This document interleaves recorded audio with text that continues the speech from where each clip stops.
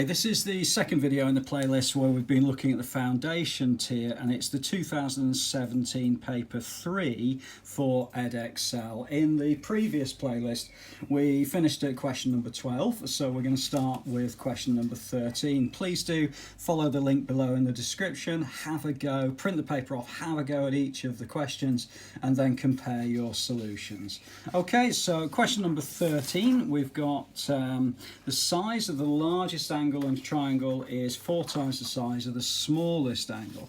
Okay, and the other angle is 27 degrees less than the largest. All right, so it all looks a little bit complicated, but what we're going to do is just take it a step at a time. So if we look at the first bit, I'm just going to draw a little triangle and I'm going to put X into one of the corners, because what we're saying is the largest angle is 4 times, so that's going to be 4x. Okay, and then the other is 27 degrees less than the largest angle, so this angle is going to be 4x minus 27. Now you don't have to be very accurate with this, it's just to give you some idea of what we're talking about. Now the degrees inside a triangle add up to 180 degrees, so we can say that if we add all of these up together and equal it to 180 degrees, we've got a way of finding out the value of x. So x, 4x and 4x is 9x, so I could write 9x minus 27 equals 180 degrees. Okay, and then it's a case really of solving for x, it's finding the value of x. So if we add 27 to both sides, then on the left hand side that goes, and on the right hand side I can say that 9x equals 180 plus 27, which is going to be 207. And if you pop that into a calculator by dividing through by 9, okay, we get x equals 23 degrees. Okay, so then we've actually got the process by which we can write our 3 angles. So the first angle is going to be 23 degrees. The second angle is going to be 4 times 23 degrees, which is going to be 92. And the third angle is going to be 4 times 23 degrees, take away 27, so that's actually going to be 65 degrees. Now, if you're not sure and you've got a bit of time at the end of the particular exam, you could just check this by adding up 23 plus 92 plus 65, and that should all equal 180 degrees.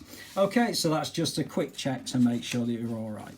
Okay, let's move on then to question number 14. Now 14 deals with exchange rates. A little bit complicated, a little bit wordy, but what basically saying is that this chap went on holiday and he spent some money on flights, on a hotel and on Wi-Fi. Some of it was in pounds and some of it was in dollars, and we've got to work out the total cost, give the answer in pounds. So what I'm going to do is I'm going to do a little chart and put flights, and then I've got one column for dollars and one column for pounds. So in this particular case, they've been very helpful and they've told us that the flights are £1,500.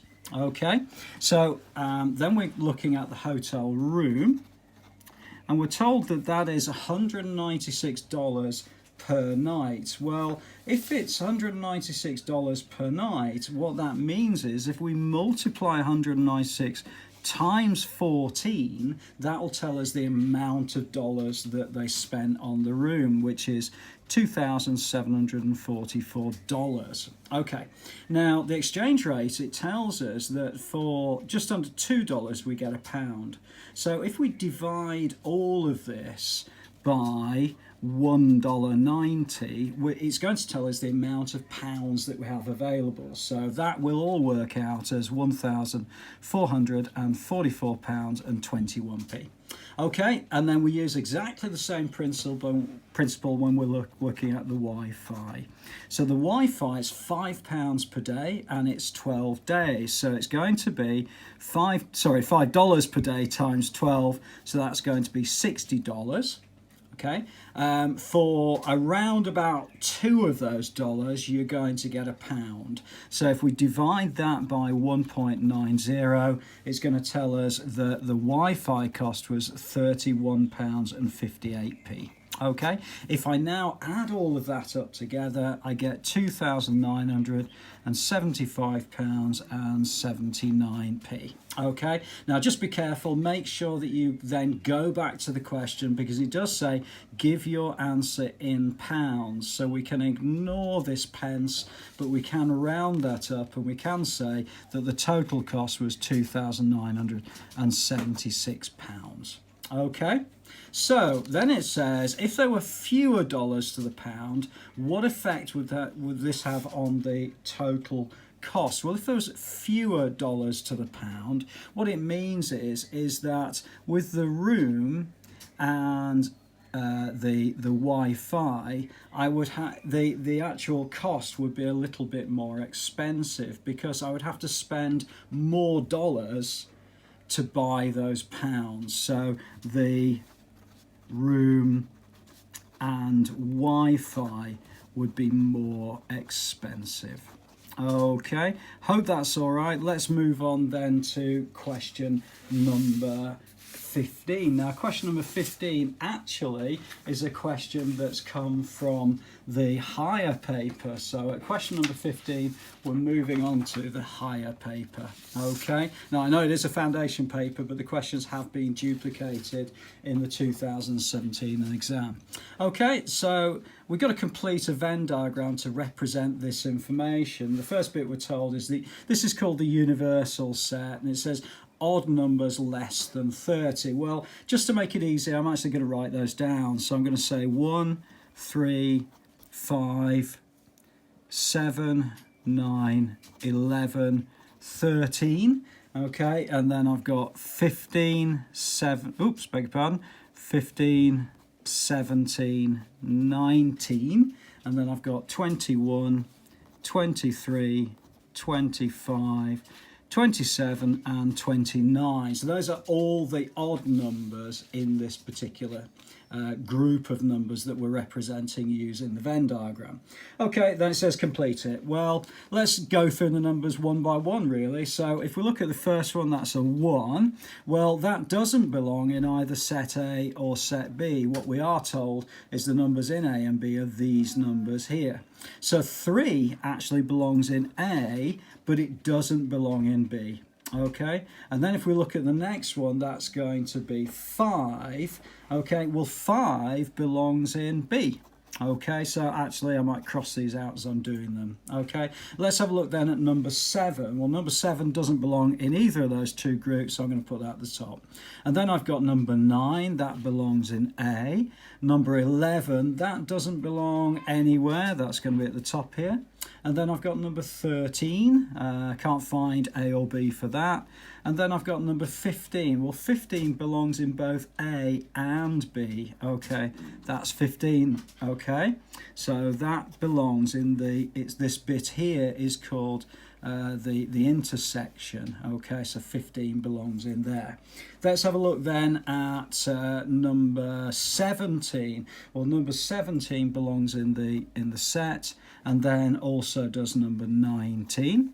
21 is actually in set A, and 23 is in the universal set. Okay, and then we've got 25 is going to be in B, and we've got there's 25, 21 we've done, and 27 is in A. Okay, and that only leaves us then with 29 that would belong in this set. Okay, hope that's all right for you. It does take a little bit of time. You've got to take care working through these, but it is very, very worthwhile for the 4 marks that they give you for this type of question. And then it says a number is chosen at random from the set. Work out the probability that the number is in the set. And this means A union B. So in other words, it's all of the numbers inside the 2 circles, of which there are 1, 2, 3, 4, 5, 6, 7.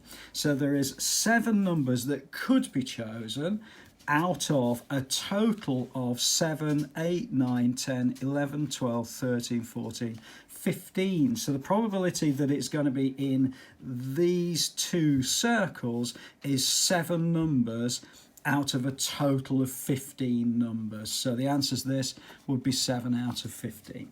Okay, let's move on then to question number 16, which is some simultaneous equations. I think this is a new topic for the foundation level papers. This particular one just takes a little bit of working through, but you know, if you just take your time working through these sorts of things, you should be okay with it. So what I'm going to do is, because they're simultaneous equations, we can actually work them both together. So if I subtract one from the other, it allows me then to get rid of the x terms. Okay, so if I get rid of the x terms, that's great because I've only got y to work with, and that means I can solve it. I can work out the value of y. Okay, so let's have a look at that.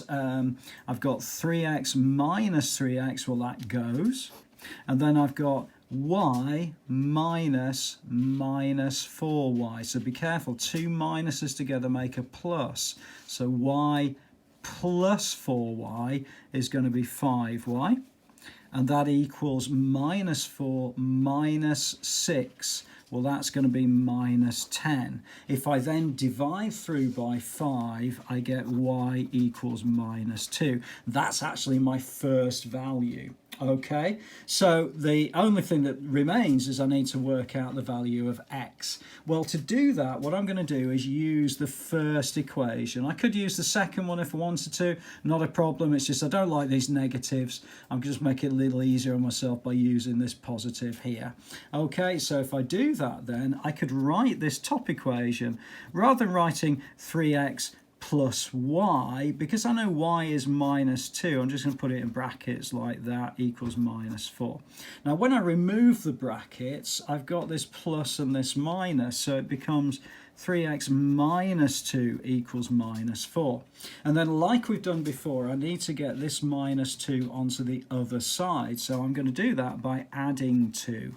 So if I add 2, I get 3x equals, those two go, I've got minus 4 plus 2 is minus 2. Okay, and then I've got 3 lots of x, so I divide through by 3, and that goes. If I divide the right-hand side by 3, it means I write x equals minus 2 divided by 3. Okay, so therefore I've got my two values of x and y. I've got minus 2 over 3, and then I've got my value of y as minus 2. Okay, bit tricky. Appreciate that that is a new one for this new curriculum. Well worthwhile having a little bit of practice on those sorts of questions, and hopefully you should be okay with a bit of practice. Okay, let's move on then to question number 17.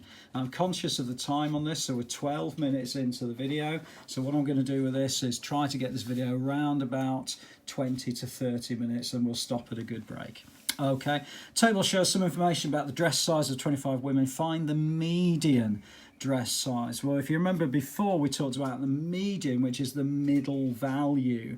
Well, the way to do that, the easiest way, is to add the first and the second and then divide by 2. Okay, because what we're saying is we've got all of these women. If you imagine we stand them on in a big long line, and then we divide by 2, we find the middle one. Okay, so it's the dress size of 25 women. Well, you can't, it's not really 12 and a half women, it's basically 1 plus 25 divided by 2, that's 26 divided by 2, so it's the 13th person in the line. And what we're doing is we're finding the dress size for that 13th person. Well, this is the first 2. If you add those 2 together, that's the first 11. Okay, so basically the 13th must be in this group here. So their dress size would be a 12. Okay, that would be the median dress size. And then we've got quite a complex sort of little bit of information. It says 3 of the 25 women have a shoe size of 7. Zoe says if you choose at random, the probability that she has size of 7 is that. Okay, is Zoe correct? Well, actually no, she's not. She's not correct. And that's because some of the women Okay. Could have. Okay, and I'm going to put both size 14 dress and shoe size 7. Okay, so it's just one of those comments that you need to make with these sorts of things, and hopefully that would be okay for you. All right, let's move on then to question number 18. And question number 18 is where this guy Daniel is baking some cakes.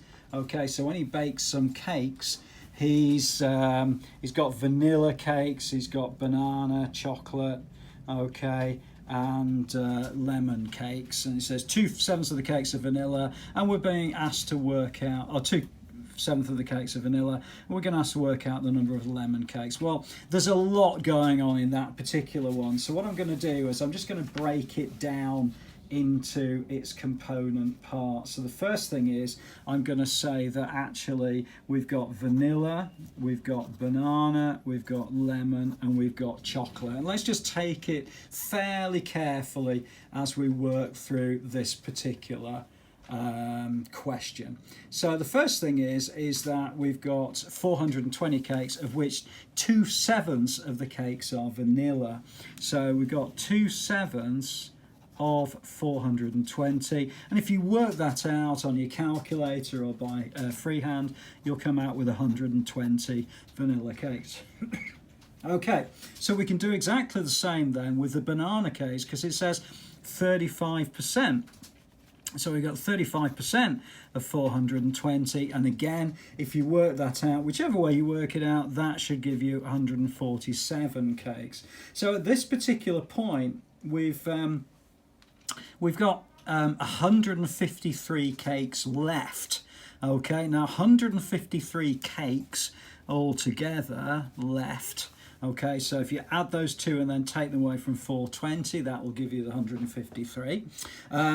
What we're saying is that we've got the ratio of lemon cakes to chocolate cakes is 4:5. So what we're saying is that actually this is 4/9, because there's 9 cakes in total, of which 4 are lemon and 5 are chocolate. So 5/9 are chocolate, or 4 out of 9 are lemon and 5 out of 9 are chocolate. Okay, so if we want to work out the number of lemon cakes, then we would simply work out 4/9 of 153. Now, however you work that out, that will give you then a total for the lemon of 68 cakes. Okay, so I think with these sorts of questions, it is just a case really of reading it through as carefully as you possibly can to make sure that you're up to speed with how to work this out. And just do take your time with it. It is worth 5 marks, so it is worthwhile working through fairly carefully. As is the next question, which is question number 19. And this is basically where you've got angles and a polygon, and you need to show that polygon P is a hexagon. Now, with a hexagon, there are things that you need to perhaps know about working with polygons, or one of the things you need to know is that the external angle or external angles of any regular polygon, that means just a standard shape, add to 360 degrees. Okay, so try to bear that in mind when you're working through these sorts of things. So let's have a look at this. So we've got a square. Well, the square has an internal angle of 90 degrees. Okay, so square is equal to 90 degrees. Okay, internal. Okay, so then we need to kind of go from there to work out the internal angles of the 12-sided polygon, which is this one here. So I'm going to try to do this one next, which is part B, or the bit on the thing where it says B. Okay, so let's have a look at that. We've got a 12-sided polygon. Okay, so 12-sided shape. Okay, so in a 12-sided shape, what we're saying is that all of those external angles will add up to 360 degrees, and there's going to be 12 of them. So therefore we can say 360 degrees divided by 12 means that the external is going to be 30 degrees. Okay, now if we know the external, we also then know the internal, which is then going to be 150 degrees. Okay, so we can say now that this angle around here is 150 degrees. Okay, now it's just struck me that you might not be too aware of internal and external angles, so I'm just going to take a quick diversion here. So if you can imagine, if I've got this 12-sided shape here, what I've got is a line that comes along here and a line that comes down here. Okay, so it's this bit here. Well, this is the internal angle, which is 150 degrees, which we've just worked out. But then if you kind of extend that on just a little bit, this is the external angle, which is 30 degrees. And the reason that's true, apart from them all adding up to 360, is that this is a straight line. So I don't want to draw it too much on the diagram because it'll interfere, but it's basically this line along here is the external angle. If you're not sure about what I'm doing with this, then please do have a look. There is a playlist on internal and external angles. Okay, so we've worked out the internal at 150 degrees of the 12-sided polygon, worked out the internal of the square, or we know the internal of the square is 90 degrees. Okay, so therefore we can use that information to say that actually polygon P, which is the bit we're interested in, okay, has an internal angle. If we look at this here, okay, it's this bit here that we're interested in, the internal angle,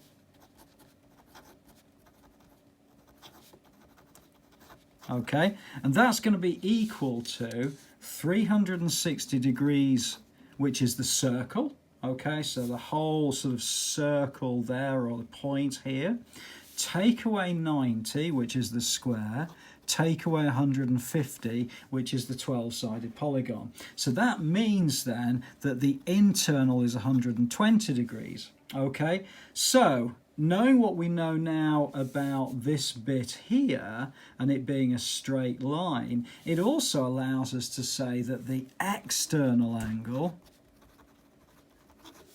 is equal to 180 take away 120 degrees, which is going to be 60 degrees. Okay, right, so actually, albeit in a bit of a roundabout way, that's actually proven that polygon P is a hexagon, because you remember when I said all the external angles add up to 360 degrees. Well, polygon P, we're told, is a hexagon, which means it's got 6 sides. So therefore, with polygon P, if 360 divided by 60 is equal to 6, which it is, then it must be 6-sided. Okay? Hopefully that's all right, because if I put a little line in here just to kind of explain that all external angles add to 360 degrees. Okay, so hopefully that's all right with you. A little bit complicated, that one, just to kind of work your way through and prove it. So when we move on to question 20, it's not too bad. It's a kind of a little bit of repetition with actually working through a density formula. Now, I was surprised to see this in a foundation paper, but it is something that I think is on the news spec, so it's well worthwhile being aware of it. And one of the things that you need to remember is kind of a couple of different formulas. So I've got a formula here for you, which is density equals mass divided by volume. So apple, I can say the density of apple is equal to the mass divided by the volume.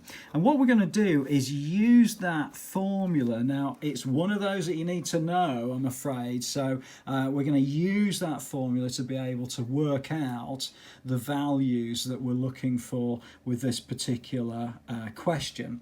So let's just have a look and focus just absolutely on apple. What it says is the apple juice is 105 grams per centimetre cubed. So the reason I know this formula is because grams is a measurement of mass, or weight if you prefer. Per in maths terms means over, and centimetres cubed is a measurement of volume. Okay, so it says the density is that which is the mass divided by the volume. So maybe there's a little trick there. If you're not sure about some of these formulas, it's well worthwhile looking at the units, and that might help you a little bit to kind of figure out what formula you're going to be using. So let's just focus on apple. What it says is the density is 1.05.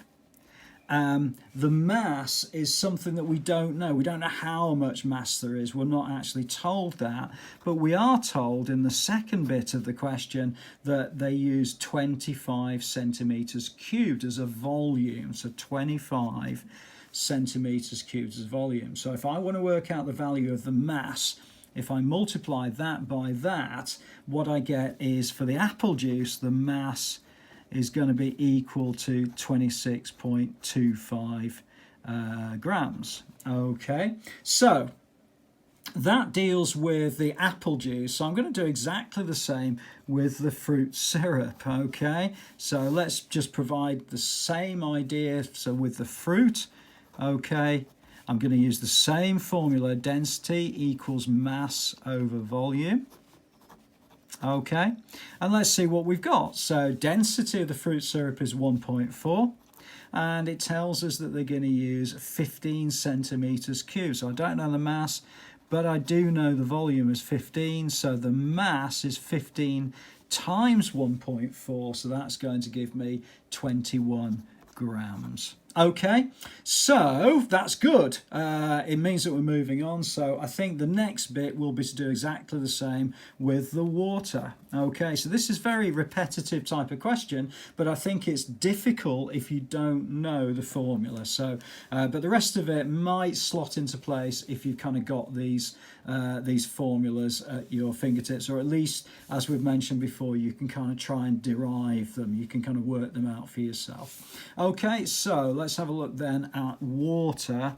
So with the water, again, I'm going to use the same formula, density equals mass divided by volume, and I'm going to see if I can get something from this. So density of the carbonated water, as it says in the instructions, is 0.99. The mass I don't know, but I do know that they use 280 centimetres cubed of water. Okay, so if I multiply that by that, it's going to give me my mass. Okay, so now I've got that the water is 277.2 grams. Okay, so finally I've got the apple, the fruit and the water in terms of mass. Okay, so let's work out the density of the drink. Okay, so the drink itself, and again I'm going to use the same formula, density equals mass divided by volume.